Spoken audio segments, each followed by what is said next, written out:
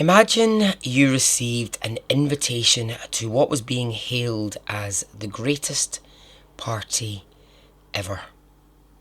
A party so hot that it was all anyone could talk about. Imagine that this party was happening in New York, Manhattan, and that everyone who was anyone would be there to party the night away and get their Instagram shots. The party would be to celebrate the opening of a new and exciting building. A really cool, really exciting place. Well, keep imagining, because that invitation was never going to arrive in the post. We've all told a little white lie here and there. No harm done. Or is there? What about those bigger lies? The ones which start off easy but get bigger and bigger and more difficult to control. What if you got in so deep the water was beginning to come up over your head? What do you do then? Fake it until you make it. Do it with enough confidence and they will believe you. Don't give anyone a reason to doubt you. Act like you have money until you actually have money. Welcome to Extraordinary Stories Podcast.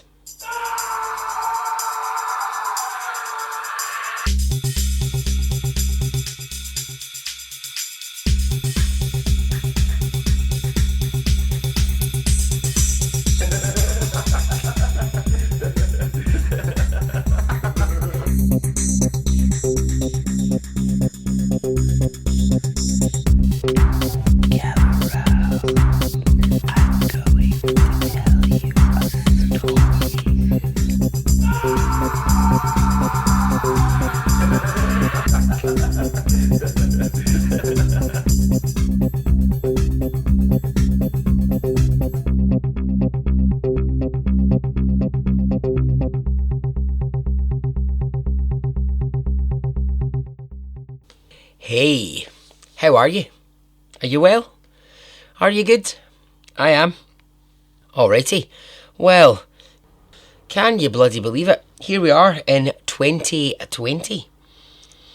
So I hope you're ready to hear and experience more crazy stories. I'm certainly ready to tell them. There's lots and lots of new listeners to the podcast, so hello and welcome along. So I'm going to kick off with a really crazy story. A story that got lots and lots of media attention. Now you will have seen the headlines and no doubt all of the social media posts. The German heiress who tricked New York. I'm going to be honest with you, right? At first, a few different people sent me this story. And I remember looking at it and thinking, it just looks a bit thin as a story to me. Like, I feel like I get it just by like the headline.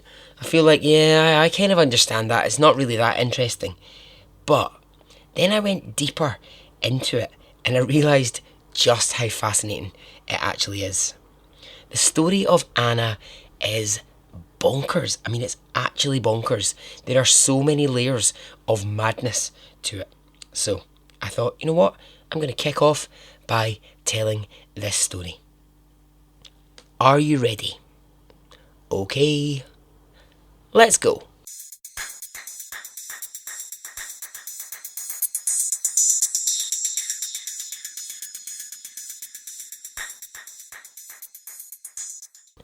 Vadim Sorokin, he wasn't a wealthy man. I'm saying wasn't, like he's dead, he's not, he's alive. He isn't a wealthy man. So he and his wife, they have 2 kids, and they've always lived a very, very sort of just modest life. Or they had always lived a sort of modest and small life until one of the members of their family decided to completely change that and become something way more glamorous, something ultra rich and fabulously fantastic. Let's go to where this crazy journey begins. In a small town just outside of Moscow, a town called, right, bear with me, Domodedovo. I don't think that's right. Domodedovo. Okay, we'll give it one more go. Domodedovo. Right, if you just say it with enough confidence, it sounds like you're right. Alright, I don't know how you say it, but anyway. That's where Vadim and his wife and their 2 children lived. Now, they gave birth to a daughter, their firstborn, in 1991, and they named her Anna. I feel like the name Anna was like really popular in like the early 90s. Don't know why. You know how like names go through like waves of popularity? There must have been some reason that there was a hell of a lot of Annas around in 1991. Anyway, that doesn't matter. So, Vadim was a truck driver, and his wife, she owned a small convenience store just outside of Moscow. As I said, they had a very modest life.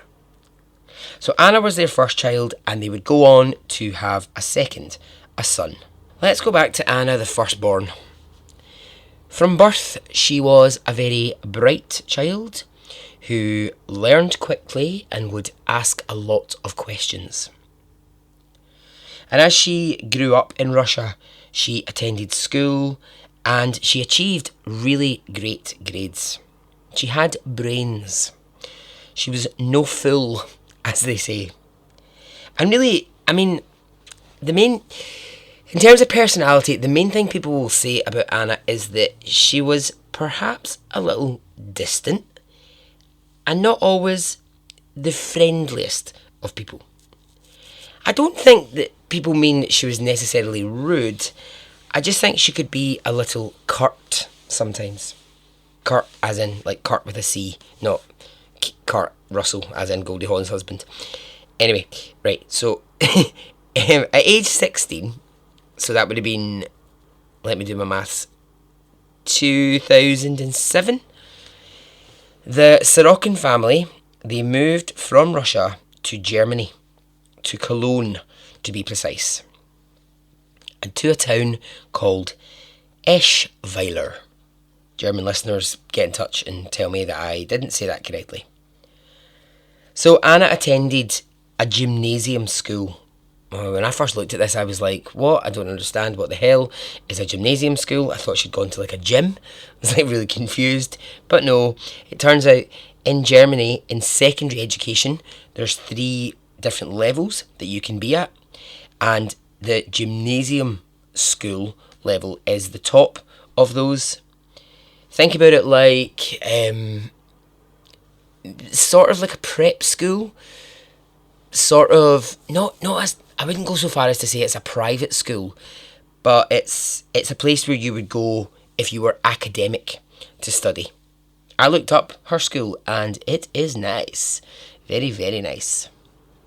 What I'm unclear about here is, you know, the family weren't rich, so I don't know if perhaps Anna had a scholarship to be there or her parents paid for it. I'm not entirely sure.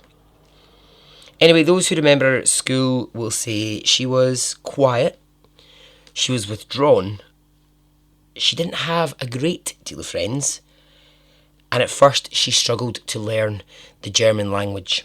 So this is interesting here, to stop and think about something that lots of people will say about Anna, that she was a fast learner and that she was smart as a whipper, or however the phrase goes.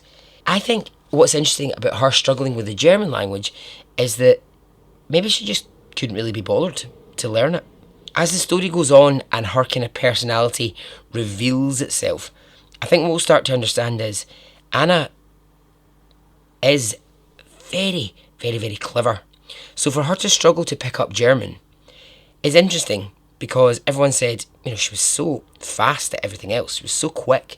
So why did she struggle to pick up the language? I genuinely think it's she just couldn't be arsed.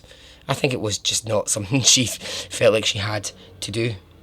When she wanted to, Anna could be brilliant. Now, she spoke excellent English, even though she'd, spent the first 17 years of her life in Russia, been born there. She had excellent English. When you hear her voice, it's got a sort of, there's a very heavy accent, but there's a sort of American twang goes through it. Do you know when you can tell that someone has learned a lot of their English by watching like American TV? So there is a very strong accent, but there's a little hint of American going on. So it's about age 16, and Anna is looking to the future. And one thing that Anna Sorokin knows deep, deep down inside of her is that she will not stay in this town in Germany for the rest of her life. She knows this. She knows that she is going to get out of there and she's going to go somewhere else and do something with her life. Anna she's a dreamer, and she really dreams of getting out and seeing the world. I don't know if part of that maybe comes from a little bit of a looking down on people who, choose to live and die in a town and work there all their days. I get the impression that might be the case, that she had a sort of slight snobbery about, I'm not going to live in this little provincial town all of my life. So it's 2011, school finishes, and Anna is aged 20. So she applies to Central St Martin's Art School in London, and she is successful in getting in. I mean, that is no easy task. That is one exceptionally prestigious art college. Stella McCartney went there, for God's sakes. So did plenty of others whose names we wouldn't necessarily know, but whose art you might know. But yeah, a very, very prestigious college in London. It's the one that's in that Pulp song. She came from Greece, she had a thirst for knowledge. She studied sculpture at St Martin's College. That's what Yeah, that's what he's talking about in that song. So it was fashion that Anna was interested in. And so, gaining her place, she moved to London. She started studying, and within 6 months, she realised she didn't want to be there. Why? Well, she has never said why. Neither have her family. But what we do know is that she left London and she went back to Germany to her family. I have a theory here. I have a theory. It's more of a guess, but yeah. I think going to somewhere like a prestigious sort of Central St Martin's College, I think for Anna that was part of just the dream of being in the world of glamour and of fashion and art. But I think when she got there, I think what she might have realised is, oh, actually, this is a lot of work, and actually I'm just a student in a college. It doesn't necessarily bring the lifestyle. I don't really think studying it was good enough for Anna. I think she wanted to just be in it, and she wanted to be in it quickly. That's just my thoughts and my theories, but I think I'm right. So when she goes back to Germany, she has to get a job, and she gets a job in the world of PR. Now, she only lasts in it a little time, because she tells her family she's got a new plan. And the plan is she is going to move to Paris and pursue her dreams of working in a fashion magazine. So she is, she's a bit flighty here. She's chopping and changing her mind. But remember, she is only in her early 20s, and that's fairly common. People in their 20s don't necessarily know what they want to do. They might have a vague idea, but they chop and change jobs.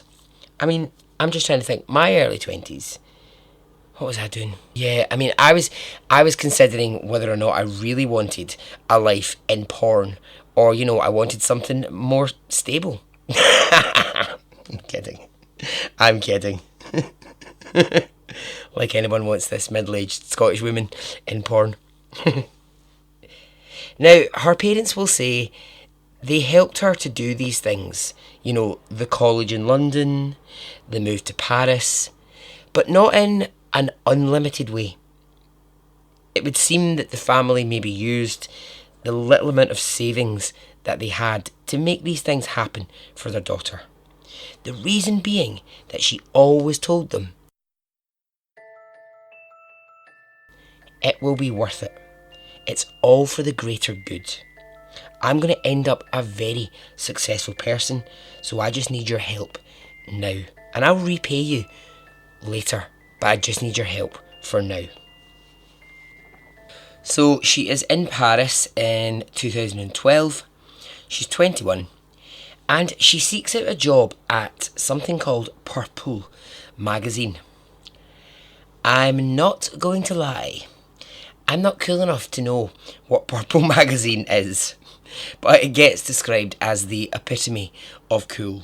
It's a French fashion, art and culture, you know, one of those like really cool magazines with all the arty images. So they're looking for an intern, and Anna Sorokin applies. Now, she manages to use the skill that I was talking about earlier. She commits all the important things to mind in order to get through an interview and get a position as an intern. You know, she sort of absorbs all of the information that she knows an intern would need to work at this magazine. So in terms of the structure within the company, of course the intern is the sort of lowest rung. But Anna doesn't really mind that, because for her it means that she's able to say she's working for Purple magazine, one of the most influential and culturally important magazines in the world. I mean, it's no National Enquirer, which in my opinion is the best, but you know, okay, each to their own. So her jobs are basically interny things, making coffee, menial tasks here and there, photocopying, nothing artistic, but she's still a part of it. Just to give you a really clear image here of what Anna Sorokin looks like. So she's got sort of longish, light coloured hair. I mean, her hair it looks a bit blonde in some pictures. It looks dark in others, but I'd say it's like a sort of strawberry blonde. And without meaning this to sound bad in any way, I don't mean this to sound bad at all, she's very plain looking. You know, she's neither attractive nor unattractive. She's not striking or striking particularly. She's just quite average. Now, I say that as someone who is also just quite average. So you can imagine that working for a wanky magazine like this, she must have felt quite plain. I mean, no harm, again, when I say plain looking. But she arrives in Paris and she doesn't quite yet look the part. I mean, it must be tough when you're in Paris and you're up against all that Paris chic, you know what I mean? It's a city full of people who look like Brigitte Bardot. And so what she does is she starts to sort of change her appearance. She starts wearing more trendy clothing and fitting into the game a little bit more. One of the things about Anna that drives me insane is that it seems that she never brushes her hair. I mean, it is a frizzy mess. It's straggly, it's all over the place. I don't know, maybe that's just a part of her look. Anyway, Anna makes herself known to Oliver Zahm. What a name. Zam. Now, who's he? Well, Oliver Zahm is the founder and editor-in-chief of this exclusive magazine.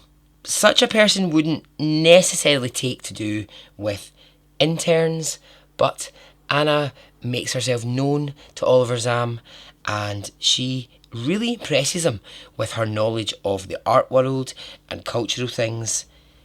And again, it's because she's done her homework. She has learned what kind of things he's interested in, what sort of things he focuses on. She's learned all these things so she can have conversations with him. Before too long, Anna remains the intern, but she's now doing things like attending exhibitions in Paris, she's an employee of Purple magazine. So she's building this sort of life of glamour, and if you were to see Anna Sorokin out and about in Paris at all these cool parties, these music events, you'd be thinking, wow, look at her, she's really in with that cool crowd. She's a real go-getter in this city. And she might have been, but actually it was just all an appearance. It was just all for show. And as we're about to learn with Anna, appearance is everything. Being in all the right places is really key. So during Paris Fashion Week, she's at all the right parties. She's wearing some expensive clothing. Now, the guy I mentioned earlier, Oliver Zahm, the editor of Purple, she gets some very cool photographs taken with him at fashion events. And if you're in that world, then you know who he is. So when that appears on Instagram, everyone's going, who's this girl that he's with? And that is exactly what Anna wanted. That's why her Instagram game is really strong. Right place, right people, and just let the world know how cool you are. Fake it till you make it. That really is the kind of rule that Anna Sorokin lives by in Paris. After not even a full year in Paris, she leaves her job at Purple magazine because she has set her sights higher. Now, I say she leaves her job, but there is speculation that she was not recontracted by the magazine. Others will say Oliver Zahm sent her to the magazine's other offices. We don't really know the truth. She may well just have been fired. But you see, Anna's decided she's going to make something of herself in this world. Be a someone. And this is how she starts. Step 1, a name change. Gone is the family name Sorokin. Step 2, a move to New York. And as she leaves Paris and heads to New York, she will arrive in 2013 in Manhattan as Anna Delvey. And when Anna Delvey arrives, she will hit the cool, cutting edge, hipster part of New York like a tornado. Because what Anna is about to do next is where the years of dreaming of being a socialite at the centre of a major city will all start to fall into place. But here is the question I'm asking you. Is it possible to do that without a single penny to your name? Well, as sure as the sun will rise, Anna Delvey was going to give it a go. One night, not too long after Anna had arrived, she is at a party in downtown Manhattan in a new club which has just opened, a pretty exclusive party. How she got herself into that party, don't really know. And who is she, is a question that guests at the party are asking. They start to talk about her and they start saying things like, oh, I heard she's a German millionaire whose family are really big in trading oil. Someone else said, oh, I heard she worked for a really cool newspaper in Paris and she's here to work in New York publishing. No, someone else said, she's an artist or some sort of artist manager. Someone else, I think she's an art collector. Now this is all entirely, these various versions of who she is, these are all by design. Anna had very quickly created a mystery around herself by telling people various different stories about herself. She would tell one person one thing, one person another, so that there was always sort of general mystique around her. She, in the first few days of being in New York, she did her homework. She found out where the hippest parties in town were, and she somehow wangled her way in, and she told everyone something different, but they all alluded to wealth. No one at that party outright asked Anna what her story was. Well, all I can say is, lucky I wasn't there. I'd have been right over at her. I'd have been like, "Hi, I'm Barry. So everyone's really confused about your story. What is it? Go on.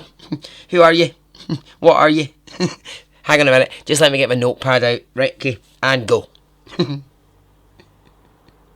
Seriously. But if I'd done that, I would have got the standard answer that was her favourite thing to say. Anna Delvey would tell people she was a German heiress whose family were art dealers, and that on her 25th birthday she would receive $60 million in a trust fund. So, pretty impressive person. No wonder she was at all these fancy parties. The truth is, Anna was calling home to Germany to ask her mum and dad for any money that they could send her to help afford her rent in New York. So they would send her the little that they had, and reluctantly at that.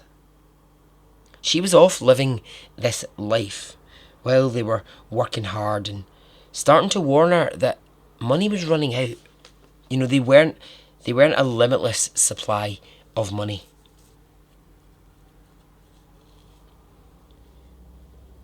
So, what does a penniless fake heiress do when money starts to run out?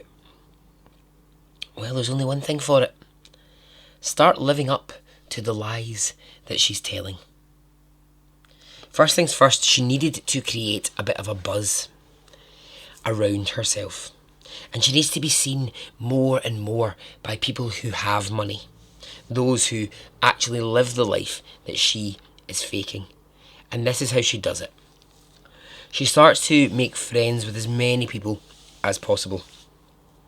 Influencers, people who have connections to, say, famous people, people who work in art, fashion, music, and she starts to appear at really exclusive dinner parties, all the while playing the rich German heiress card. What she'd done really well, actually, is observe that if you looked like you had money, no one questioned it. You could tell people anything you wanted, and they would go along with your lies. Now, the question that comes up for me again and again, and it'll come up even more when the story reaches its crazy levels, is why was no one asking her specific questions? Is that just me? Like, I would be saying, so what exactly do your parents trade in the art world? Do you have any other family? Why did you come to New York? But no one seems to care. They just go along with it. Maybe it's just because I'm a nosy bastard and I want to know everything about everybody. I'm like, tell me your story and don't miss any details. But yeah, people just don't seem to care. They just go along with it. So she's riding the wave of not actually being tested too much. That includes the people who aren't asking too many questions. Include an artist called Huang, who had had some success as an artist and was a bit of a name. Well, Anna bumps into him at an event. She knows exactly who he is, and they begin to chat. She tells him how deeply interested she is in art, how much she loves his artwork, and they get on well, and they exchange numbers. 2 weeks later, she calls him up, and she says, shall we go to the Venice, I can never say this, Biennial? Biennial? Is that how you say it? Do you know the word Biennial? The thing that's like the big deal in the art world. So she's called him up and she said, look, should we go to this? And he's like, oh yeah, I remember meeting you at that party. Yeah, okay, I think that would be quite cool to go to that. And she tells Huang that she's waiting on her German bank to release money into her account. So could he pay for it just now? And she would pay him back.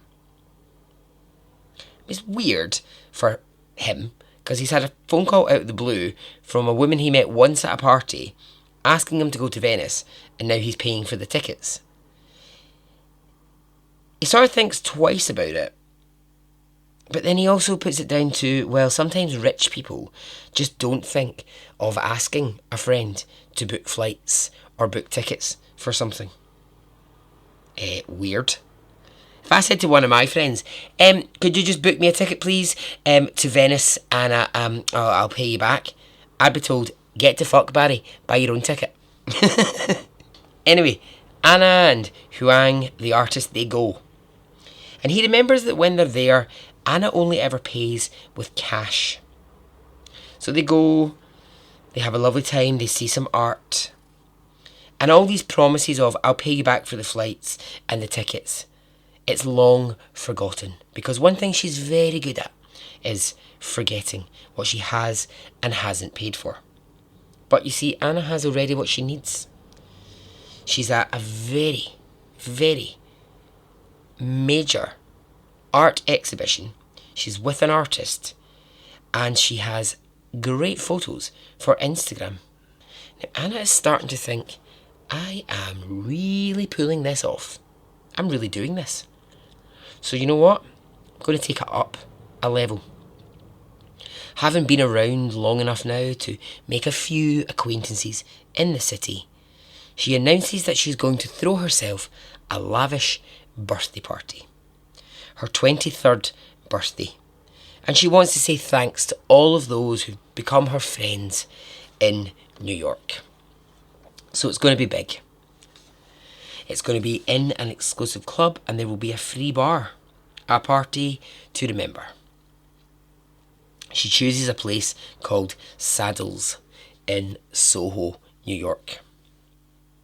She hires, get this, she hires a PR firm to help her with the party. She wants it to be just right. What? Imagine hiring a PR firm for your party. What? Nah, that's not my style. I'm much more of a, right, you get the beers, I'll get the vodka, Auntie Jessie's going to make the ham sandwiches, and Uncle Bob's just going to sing really badly on the karaoke. That's a party.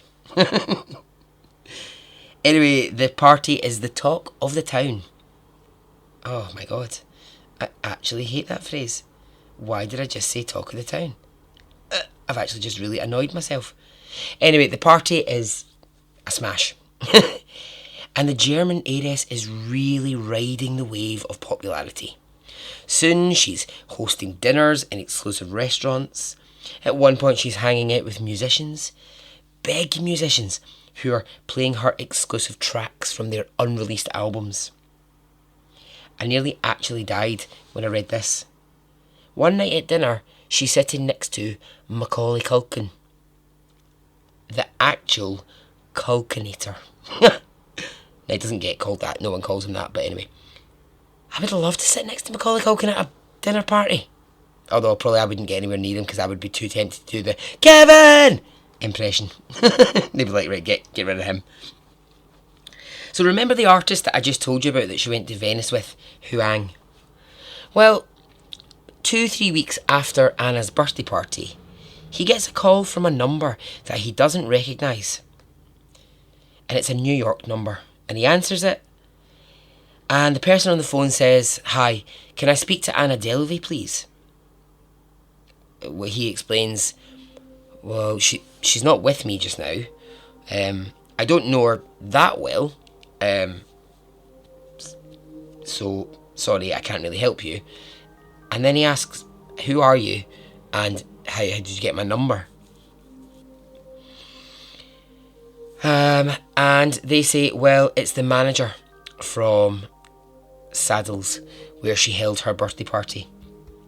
You were in her Instagram pictures at the party. So we asked around, we got your number, because we cannot get hold of Anna at all. We had a phone number for her. It was the phone number that she was arranging the party on, and now it just doesn't work. The number just does not work.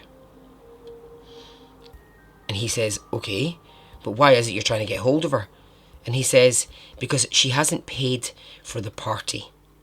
Not a penny for renting this place, for the bar, for the food, and we are seriously pissed off and we need to reach her. He says, look, if I bump into her, I'll let her know, but, I'm sure it's just a mistake. But I'm really not sure I'm going to see her anytime soon. The reason the restaurant couldn't get in touch with Anna is because arranging her birthday party, she'd used one of the many burner phones that she had. So what she would do is she would go to little cheap convenience stores in the city. She would buy a little $10 phone. She would use it to set something up. And then as soon as it was done, she would just destroy the phone. So that whoever was chasing her for money had no way of contacting her. They could never, ever, ever chase her down because suddenly the number was dead. It just didn't exist. Now, I can't reiterate this enough. She is skint. She has no money. So how in the bejesus is she doing things like throwing these parties? How in the bejesus is she actually living in an expensive city? Well, she's using a little from her mum and dad, and she's asking friends if she can stay for a couple of nights. She's offering to give them some money, but the money never arrives. She's sleeping on couches, and she keeps claiming there is a delay in the money coming from Germany, but she will sort it out as soon as she can. What she's actually doing is the oldest trick in the book. I mean, I say that, right? I didn't know this trick, so maybe it's not the oldest trick in the book, but the more I researched it, apparently it's been going for years. It's called check kiting, and it's where you write yourself lots of checks for your own bank account. For whatever amount you want, you put them into your bank, and there's a little period of time where they show up in your account as cash. So you withdraw the cash, and then of course the checks bounce. And that's exactly what Anna was doing.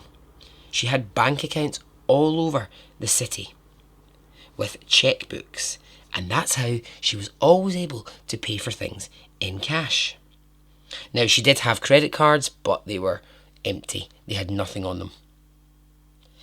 But in a city, I was thinking about it and I was going, but surely banks are going to be on her tail. They're going to be chasing her. But then if you've got so many bank accounts with different branches and different, banks, building societies, whatever, all over the city, and it's a city of, I don't know how many people live in New York, 10 million? No, am I just making that number up? I'm not sure. I suppose it is easy to pull it off because the amount of transactions in a day are staggering, and Anna knew this. So when banks would call to query it, she would always say, I'm having issues with a wire transfer that's coming from Germany, but I'll sort it soon. But she never sorted it. She would either close the account or she would pull the same check trick with another bank to pay off the one that was chasing her at the moment. And this was causing her a massive headache. As it would be. Can you imagine trying to keep track of that? Sake. God, man, I struggle to keep track of what's in my fridge. Never mind 25 bank accounts. Oh God, I'd be losing my mind. So she's still hanging around all the right places, making the right noises, and she's growing ever more present and popular on the scene. She's really fitting into it. What's interesting on reflection is when people are asked to describe her and her personality, people will always say, I just always thought she was a bit cold. She certainly wasn't polite, that's for sure. No manners, and maybe when you're super rich, you don't need manners. Or maybe it's because she's German, and culturally there are differences in how we show our appreciation. I think that's a bit rude, because I think German people actually are quite nice. possibly the fact that she's actually Russian and not German. I think actually all those personality things come back to the fact that she's actually just a faker Russian baker. Okay, it's now about time for the first of 3 key figures in Anna's life to enter. A man called Lee Hunter. He was a businessman, a young entrepreneur. He was known as a futurist. I didn't know what that meant, so I had to look it up. And a futurist is, yeah, well, kind of as it sounds. Basically someone who is going to be big in the future because of their innovative ways of thinking or the things that they're creating or coming up with. You know, I think we're all futurists in some way. He was being sort of hailed as a man who would be a giant in the game of thinking forward, and he was developing an app that was based on dreams and how when we sleep our dreams can reveal things about the future. And so he was developing this app that had never been seen before, blah blah blah. It was a place to record your dreams over a year. So the two of them, Anna and Hunter, they would appear together at parties and people described them as a team. Hunter would be at the party discussing his big plans for developing his app and giving TED Talks in the future.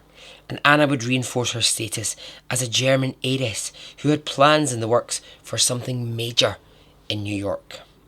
They appeared at events in California, they were in Berlin, I think they were in London, they were in Paris. If they were ever a couple, I don't know, that's up for debate. But what's not up for debate is that they were certainly close, and his social media had pictures of Anna posing in a hotel room. Again, he always paid for the travel and the hotel rooms, and Anna always paid in cash when they were there. Now, I don't want to derail the Anna story for too long with him, but Hunter was on the scene for a while, and then he very, very quickly vanished. Leaving Anna in New York, he went to Dubai. He went there to finish developing his app because Hunter was in a bit of hot water. He got people really, really excited about the idea of his new dream sleep, create the future app, and lots of people had given him lots of money to create this. And then they had had a long, long wait for anything to actually materialise. And quite a lot of people now wanted their money back. And Hunter, well, he did eventually pay them back their money, but he had taken thousands and thousands of pounds worth of donations from people, and no app was appearing. So him leaving and going to Dubai, well, it wasn't really a great, big sweat for this rather fabulous lady. Because Anna had other things on her mind. To anyone who would listen, Anna would announce that she had a plan. She was going to create a place in New York like no other. It was going to be a building in Manhattan, which was designed to do, well, a few different things. It was going to exhibit art. It was going to have really expensive places to eat, boutiques. It was going to be floors and floors of opulence and art. And she was planning to spend millions on making this building happen. One problem though. Once more, Anna didn't have a penny to her name. But she assured herself that she could pull it off. After all, she had the elite of New York in the palm of her hand, and nothing would stop her, for she was Anna Delvey. And so ends part 1 of the story.